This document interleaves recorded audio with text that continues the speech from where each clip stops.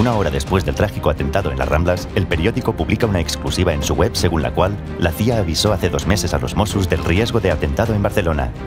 El 31 de agosto, el rotativo del Grupo Z reproduce en portada un documento que pretende avalar sus tesis y titula La alerta de la CIA a los Mossos, específicamente en la Rambla. A los pocos minutos de su publicación, Julian Assange, director de Wikileaks y uno de los mayores expertos mundiales en informes de inteligencia, advierte en relación al documento: parece haber sido modificado o fabricado. Desde la cuenta oficial de Wikileaks lo califican como altamente sospechoso. El conseller d'Interior, Joaquim Forn, y el mayor de los Mossos, Josep Lluís Trapero, comparecen de urgencia y desmienten la información. Aseguran que el origen no era la CIA, que los cuerpos policiales españoles no dieron credibilidad a la amenaza y que son muchas las alertas infundadas que llegan cada semana. El document és un muntatge que el mateix director del diari reconeix que ha estat fabricat a través de diferents informacions que diu que li han arribat.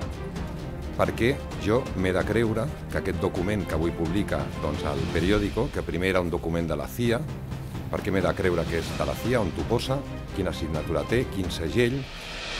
El director del diario, Enrique Hernández, que de manera excepcional firma la noticia, reconoce a posteriori que no se trata de un documento original en PDF o papel, sino que se ha elaborado una recreación a partir de un texto recibido en formato digital. Nosaltres avui el que reproduïm és el text de la notícia, el text, perdona, del comunicat, no necesariamente la tipografía, de aquí que puede haber algún cambio tipográfico. Las redes sociales se llenan de mensajes que ponen en duda el documento, al aparecer la palabra Irak escrita con K en vez de Q o ISIS en vez de ISIL, tal y como se denomina correctamente en inglés. Además, los trabajadores del periódico se ven obligados a convocar una asamblea extraordinaria para analizar el tratamiento informativo. Al día siguiente, el periódico complementa la información añadiendo el encabezado del documento y titulando «Estados Unidos confirma que alertó a los Mossos». Se trata del mismo documento, pero en este caso aparecen la fecha de envío, 21 de agosto, y el destinatario, Centro de Inteligencia contra el Terrorismo y el Crimen Organizado. ¿Por qué este organismo, más conocido como CITCO, pide a su fuente que le reenvíe el documento, si según confirmaron fuentes de la lucha antiterrorista a diversos medios de comunicación, ya lo había recibido el 25 de mayo? Quizás la respuesta se encuentre en el encabezado, donde aparece la palabra Mossos. Y otra pregunta pertinente se desprende de la lectura del texto. ¿Por qué está escrito en tiempo verbal pasado si se trataba de una alerta de unos hechos que aún no se habían producido? No existe ningún sello o certificación digital que acredite la autoría del mensaje atribuido a la CIA. Estaríamos ante un documento apócrifo. ¿Quién lo filtró? ¿Con qué intencionalidad?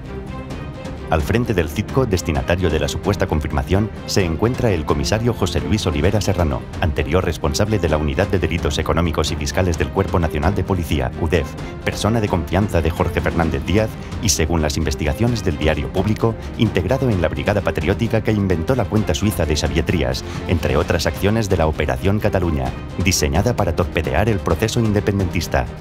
El documento apócrifo ha puesto el foco mediático sobre la actuación de los Mossos, mientras el ministro Juan Ignacio Zoido no ha respondido a la pregunta de los periodistas sobre qué sabían del imán de Ripoll desde el año 2005 y hasta la fecha de los atentados.